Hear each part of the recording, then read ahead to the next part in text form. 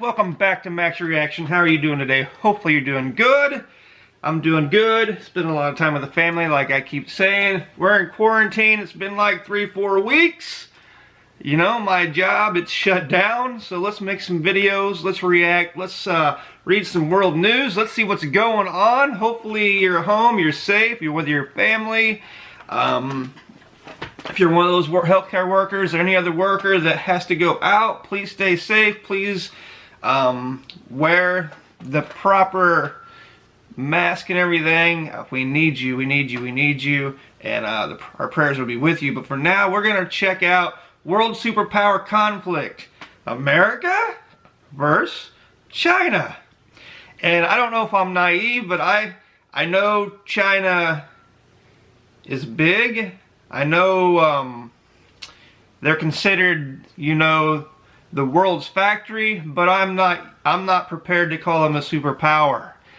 I'm prepared to call them super counterfeit, because that's what they are. They're counterfeit. They're counterfeit, and I'm not talking about the Chinese people. I'm talking about the CCP. I'm talking about the Chinese Communist Party. They are absolute counterfeit. All they do is lie. All they do is break laws.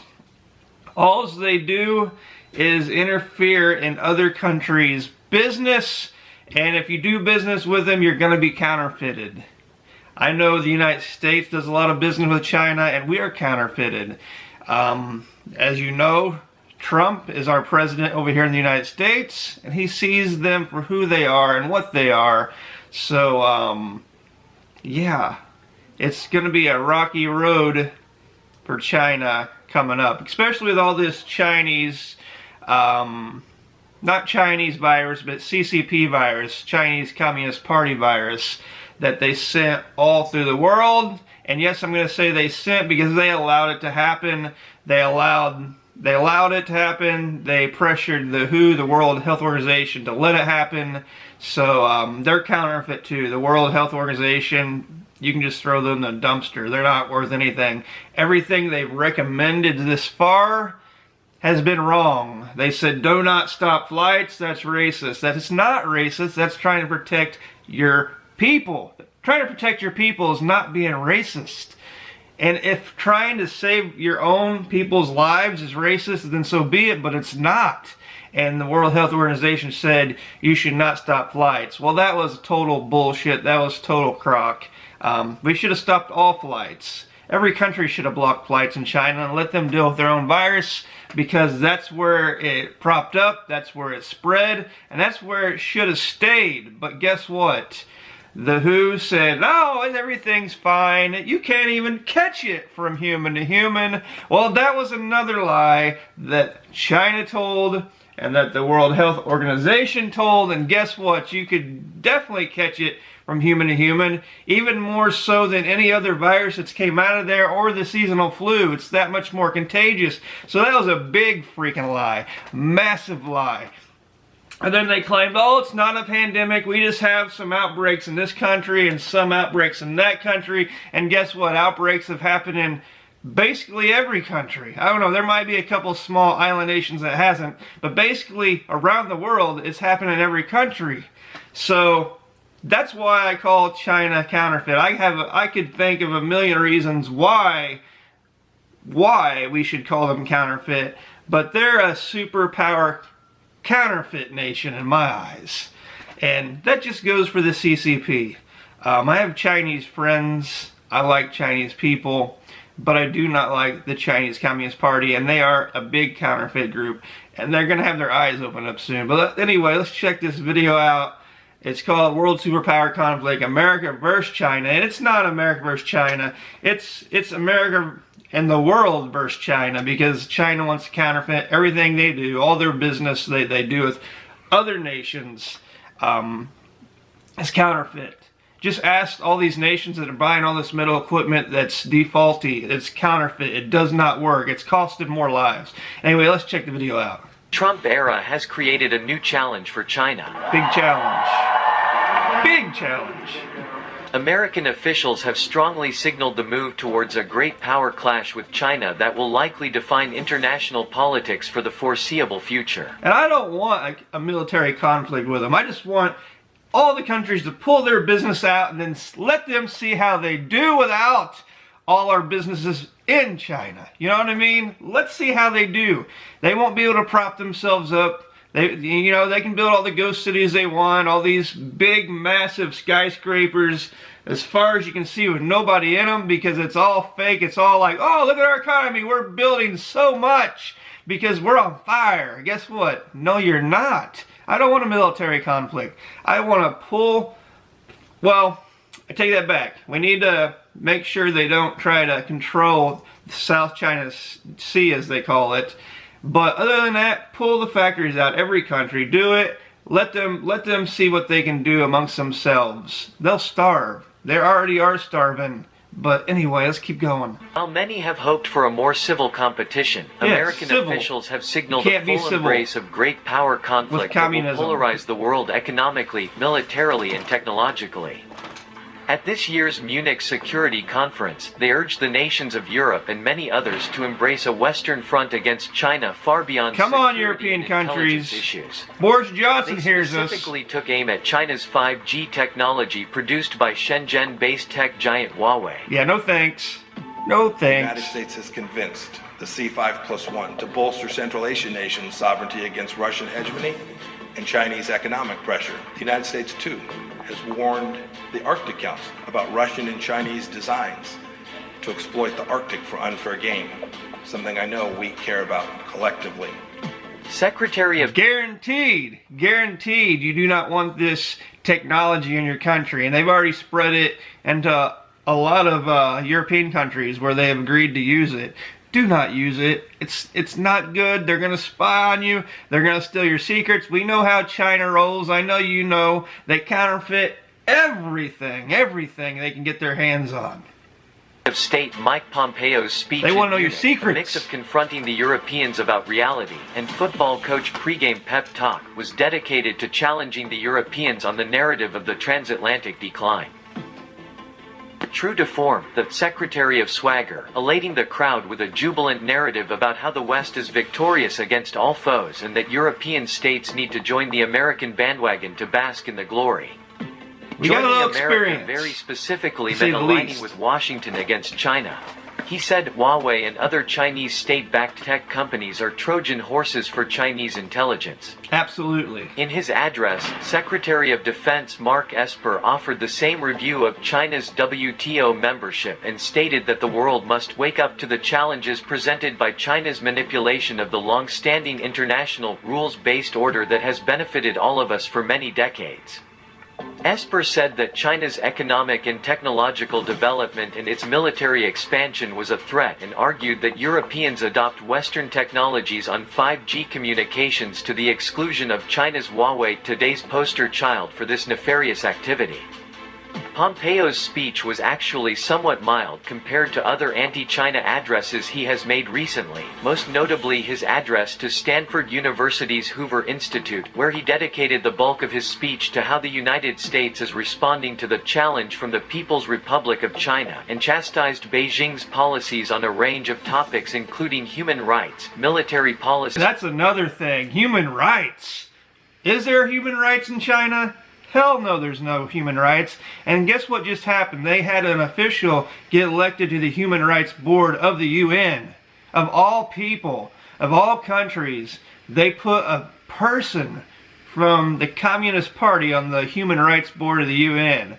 No, that seems like a really freaking bad idea.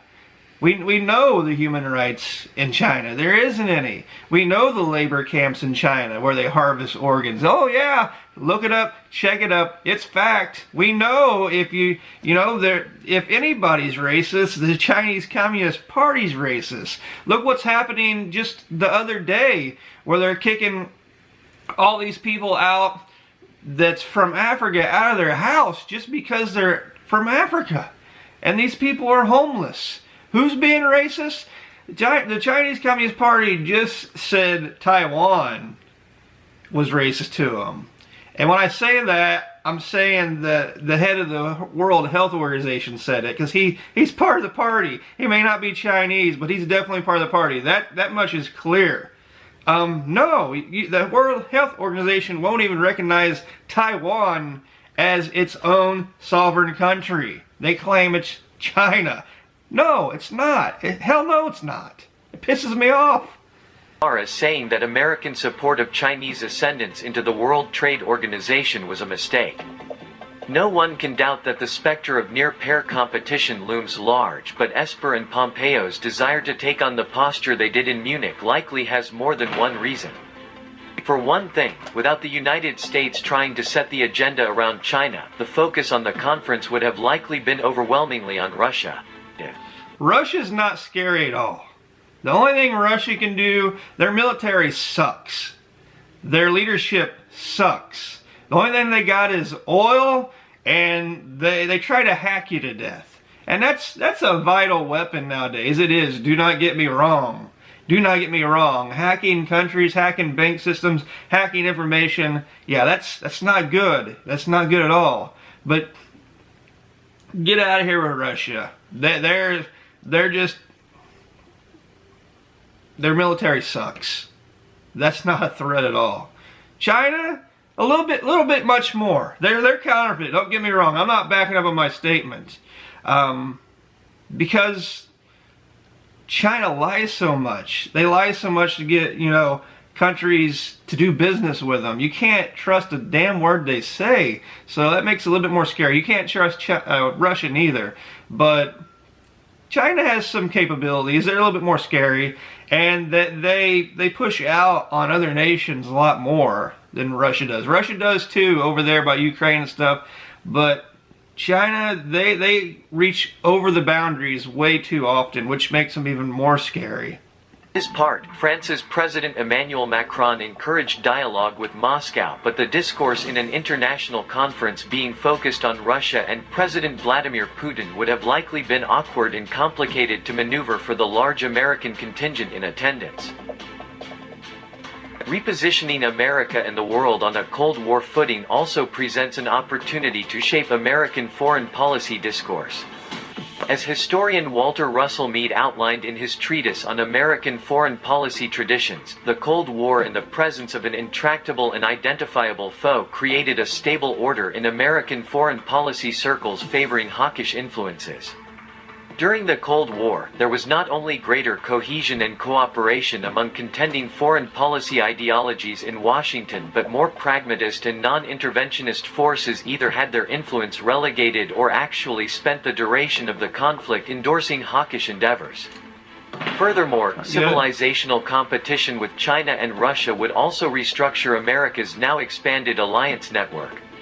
With the fall of the Soviet Union, much of the former Soviet satellite and non-aligned nations of the world have been absorbed into the liberal order, which is an American sphere of influence, has created a broader order that includes a diverse array of countries with their own agendas and priorities. This is indeed much less orderly and unified than its smaller Cold War predecessor that was comfortably situated atop a community of values that were centered upon the United States, Japan, and Western Europe. This specter of an aggressive competition with the fate of the world at stake could result in allies being more pliable to U.S. demands in a manner similar to the current state of many Eastern European countries who feel particularly bedeviled by an assertive Moscow. I don't like the thought of that. I don't like the thought of, the whole world is dividing. But, do you let communism spread? Why, hell no you don't. Hell no you don't. Do you agree with communism? I most certainly don't. Various media accounts have made clear the China approach landed in Munich landed like a thud. European leaders focused instead on the development of indigenous and independent European security partnerships that they typically insist is designed to bolster NATO, not relegate it. With the Europeans worried about the stability of U.S. leadership and its policies on a spectrum of issues ranging from the Middle East and Russia to the United States withdrawing from a variety of international agreements the Europeans see as essential, including the Iran nuclear deal and the Paris Accord, it's no... Don't get me started on the Iranian nuclear deal. That shit's garbage. That's all I'm gonna say. Countries are wary about following America's lead into another Cold War. It is also the case that the economic magnetism of China is far greater than the Soviet Union's ever was. The United States cannot even seem to get its closest European ally to rebuff China's sway. The United Kingdom sees China as a land paved with gold it cannot afford to stay away from. That's changed, though. That has changed since... That's changed. Just listen to the leader of the United Kingdom. I think he's done with China. I mean, he's on the verge of death due to the CCP virus, and he sees how they let the virus spread. Can you deal with people that's going to let a pandemic happen? Why, hell no, you can't. And if you say that they didn't let it happen, you're wrong. If you say that viruses could happen in any country, you're right. They could happen in any country. But a normal country, a country that doesn't want to see death spread across the world, is going to do everything in their power not to let it spread. Could it still spread even if you were trying not to? Why, hell yeah, it could spread. It could spread. Sometimes it happens. But the CCP and WHO did not do everything in their power to let this virus be contained. They let the virus spread. Open your eyes if you believe different. Look at the facts. The facts are there. They're being thrown in your face right now in this video. You can go look up the facts without me telling you the facts. But facts are facts, and you can't get past facts. So relationships are going to change. If you're part of my channel and you've seen my community post last night where it says Japan's going to pay their firms to leave China, that's not going to be the first country it does it. That's just the first of many countries that are going to do it. Mark my word. It has agreed to allow Huawei to build a considerable amount of its infrastructure even with an Atlanticist conservative government occupying Downing. Dumb decision. Never mind that while cabinet-level secretaries call for closing ranks against China, a few weeks ago in Switzerland, President Donald Trump claimed that Sino-American have probably never been better. During his official address at the Davos Forum, he said, "We went through a very rough patch, but it's never ever been better. My relationship with President Xi is an extraordinary one." He added that he and the Chinese... Let me add to this. That's just him talking. Some things you can't just... And Trump says a lot of things, and he normally don't hold stuff back. But that's his business side, because this trade deal, and I don't. Yeah, if the Chinese hold their agreement, all these billions of dollars gets bought up in all these farm crops. Yeah, that seems positive, but what I don't understand is why deal with a communist party? Why deal with communism? Why, including my country and all the other countries that deal with them, which is the majority of the countries. Some countries have no choice, or they may feel like they have no choice, but it always ends in a bad way when you deal with China. So my hope, and I think what's going to happen, is they're going to lose a lot of the world's business, and hopefully the Chinese people rise up and get a new leader, elect a new leader. Try a democratic way. Do not do a communism way. It just doesn't work. It doesn't work. Love each other. This ambiguity is obviously a key factor in European apprehensions about whether to take an express U.S. policy direction seriously. U.S. officials keep telling European allies to ignore Trump and pay attention to his direct cabinet-level subordinate, but that obviously has its limits. In the event of an acute security episode or crisis, it will not be the Secretary of State who decides what course of action the United States will choose. But the fundamental issue underlying European trepidations about supporting American leadership against China involves the kind of superpower America has become in the Trump era. International relations scholars have often outlined three forms of how a country can exert global hegemony.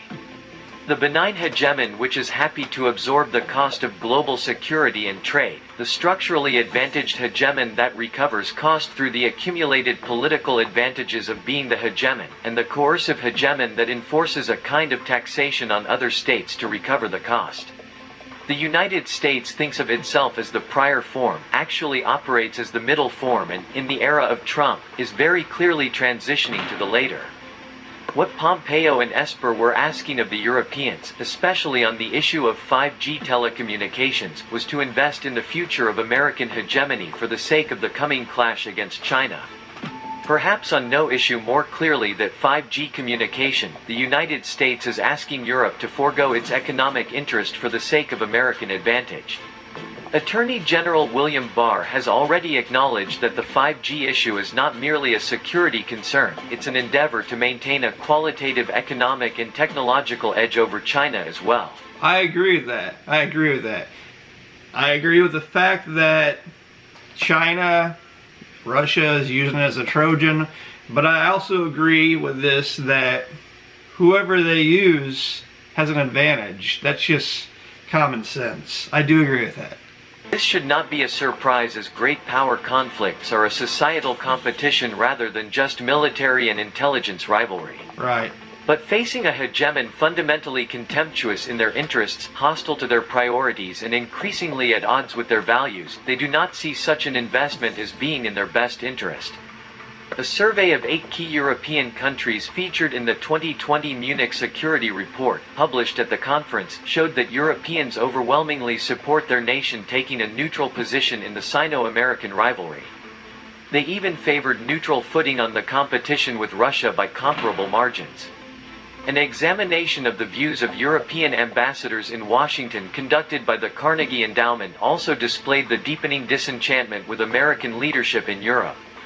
They even said that a second Trump term in office would lead some countries in Europe to conclude that they could no longer rely on the United States and, as such, begin to draw moral equivalence between great powers and look for a new European middle way between the United States, Russia, and China. Wow. This is to some extent already occurring, as European discourse around trade and security is replete with conversations about independent European solutions to security issues.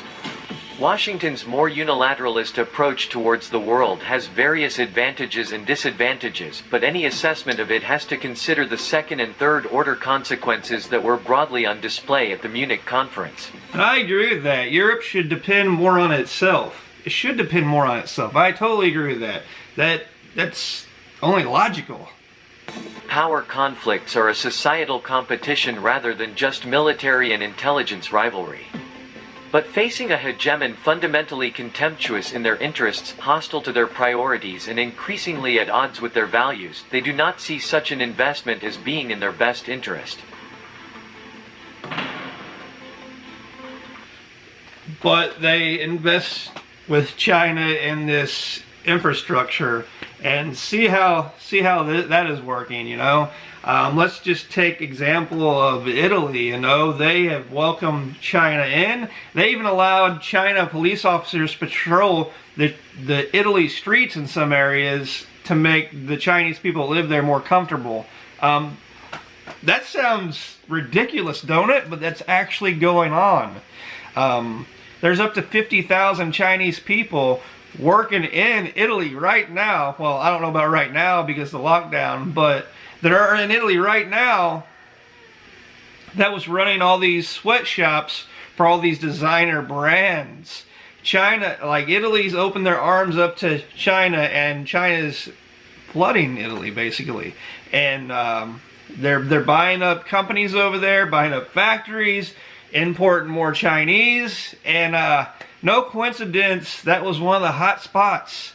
One of the first hot spots between Iran, and Iran's doing a lot of business with China as well right now, a ton, depending on China a lot. That's another hot spot of where this coronavirus just spread like fire. And from there, from Italy on out, it spread to other areas. Of course, you know, the United States is definitely going to get hit hard because we have so many people in and out of our country, and that's how the virus spread to our country, especially New York and then beyond, is we just have so many immigrants back and forth, Italy, Iran, and even China. That's how it spread here. But who was hit the hardest, the fastest?